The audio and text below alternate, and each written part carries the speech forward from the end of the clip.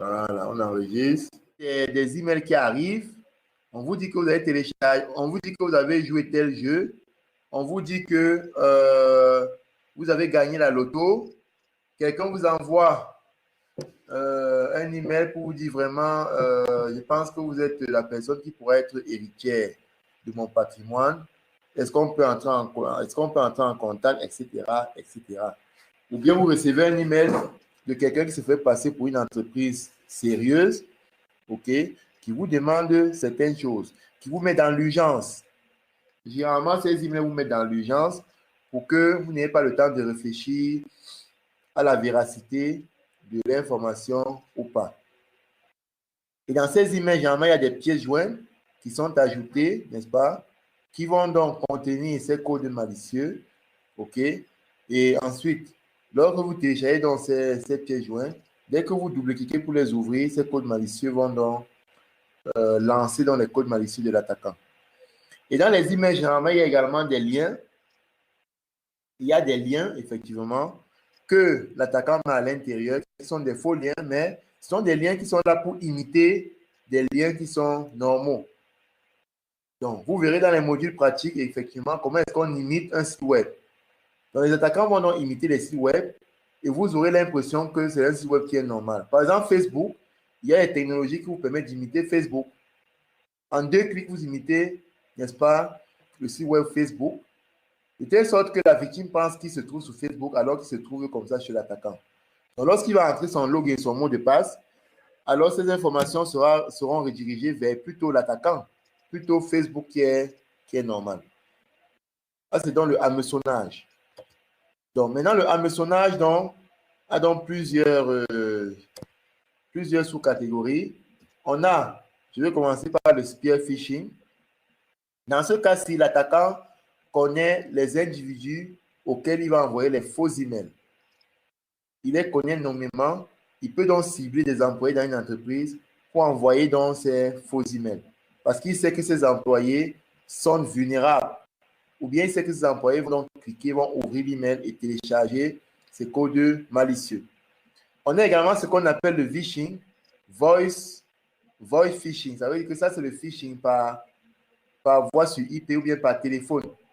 Ça, généralement, ce sont les attaques qui consistent à appeler la victime. On vous appelle par téléphone. On essaie de vous tromper par téléphone. OK? On vous appelle, par exemple, on vous dit, voilà, oui, bonjour, monsieur le proviseur de tel établissement. On a sur la table votre dossier. Nous sommes avec le ministre. Donc, voilà, on veut vous faire une promotion. OK? Mais rapidement, il faut envoyer de l'argent, OK, pour vous faire cette promotion. Alors, la victime va faire comment? Si la victime est faible émotionnellement, va rapidement chercher à envoyer de l'argent à la victime, à l'attaquant. Et une fois que la victime envoie de l'argent, quelques minutes après, vous appelez, ça ne passe plus. Ça ne passe plus. Parce qu'on vous a déjà arnaqué. Ça, c'est le phishing. Avec le phishing, lorsque l'attaquant a déjà collecté suffisamment d'informations, que ce soit par vos réseaux sociaux ou bien dans d'autres plateformes où vous participez grandement, il va donc vous appeler téléphoniquement pour que vous ayez l'impression que l'attaquant, c'est quelqu'un que vous connaissez. C'est quelqu'un qui est proche de vous. On a également le smishing. Le smishing, c'est le phishing par SMS. C'est-à-dire que plutôt l'attaquant passe par le SMS pour essayer de vous atteindre. Il va donc vous envoyer des textes, des textos. Il va vous envoyer des faux textos pour vous inciter à rendre votre sécurité faillible. Le dernier cas, c'est l'attaque par phishing, le DNS, okay, qui consiste à vous tromper, vous amener à cliquer sur des liens, sur des URL qui ne sont pas vrais. Voilà, chers apprenants, chères apprenantes, n'est-ce pas, les éléments que j'avais prévu à vous présenter aujourd'hui. Tous ces éléments seront vus de manière pratique dans les modules suivants. Comme résumé, qu'est-ce qu'on dit? Comme résumé, on dit, voilà, un attaquant a forcément besoin d'avoir votre faiblesse.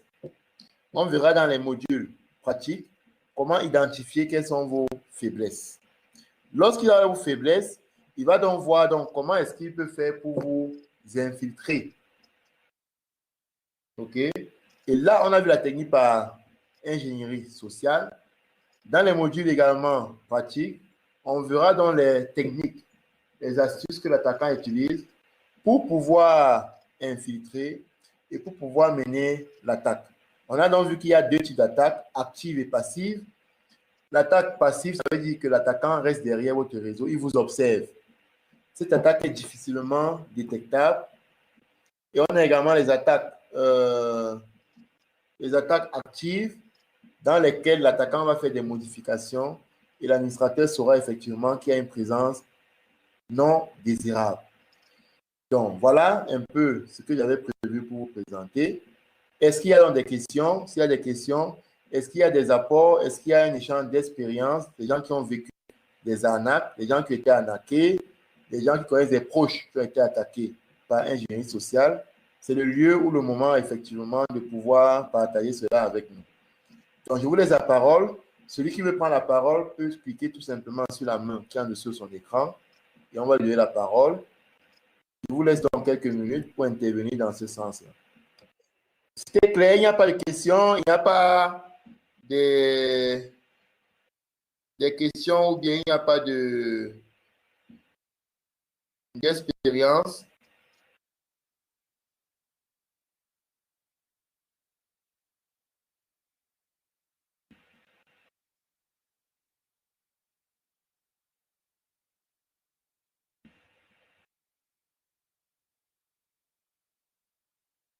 Il n'y a pas de questions, c'était clair. Tout au moins, même si c'était clair, est-ce que vous pouvez prendre la parole pour dire cela?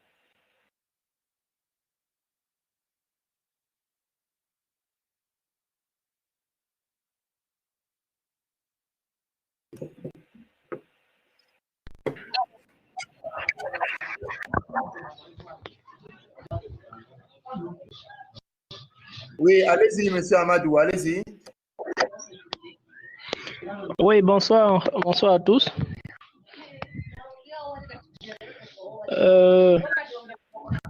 L'exposé était vraiment très limpide et très clair. Vous avez tout détaillé à la lettre.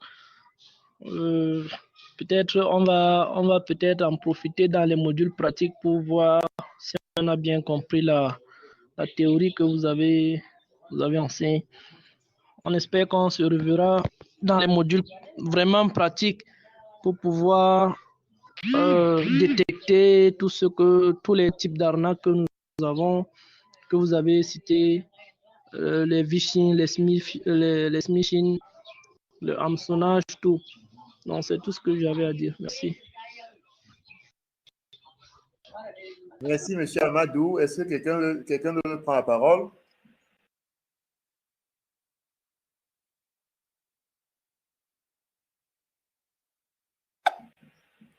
Oui, Josiane. Merci, bonsoir, Doc. Vraiment, l'exposé a été tellement clair. Vraiment, bravo et pas grand-chose à dire. Sauf que pour les différentes arnaques, nous avons déjà été victimes presque tous. Pour le smishing, pour les messages, pour les appels, surtout en ce qui concerne les comptes Orange Money, Mobile Money là.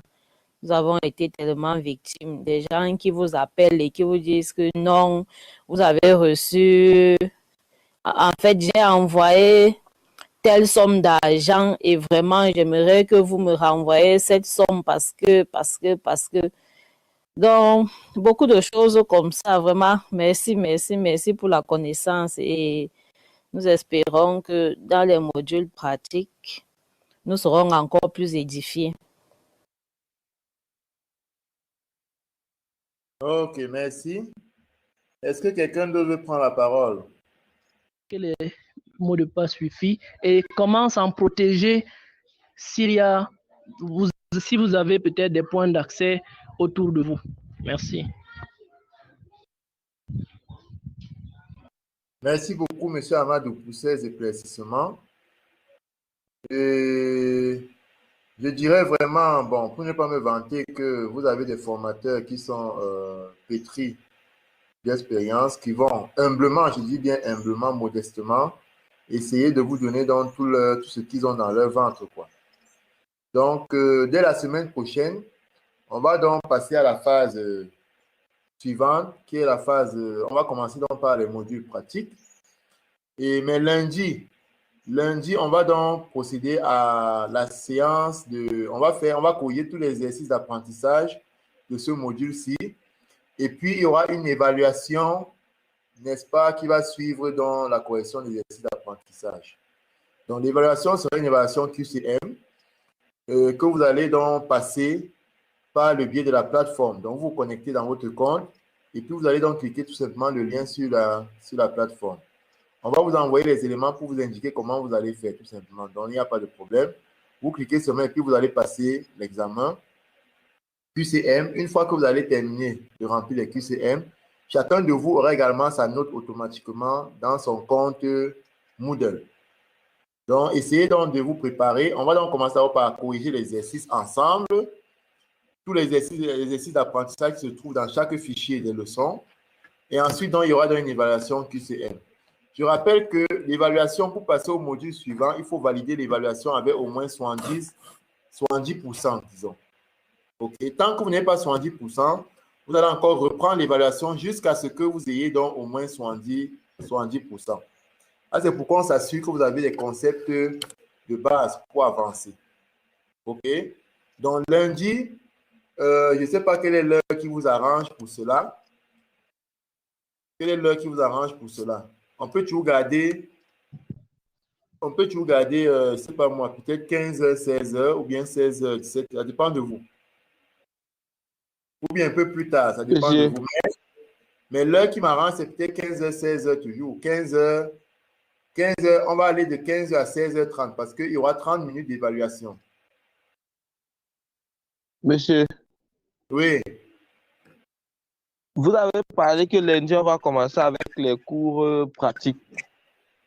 Non, je dis, puisqu'il y a les exercices d'apprentissage, on doit d'abord corriger les exercices d'apprentissage. Il faut d'abord qu'on corrige les exercices d'apprentissage de toutes les leçons. Oui, monsieur. On va le faire lundi. Et après la correction des exercices d'apprentissage, on va faire une évaluation du module 1. Oui, monsieur. Voilà. C'est donc après ça maintenant qu'à partir de mardi, on va donc passer à la phase pratique.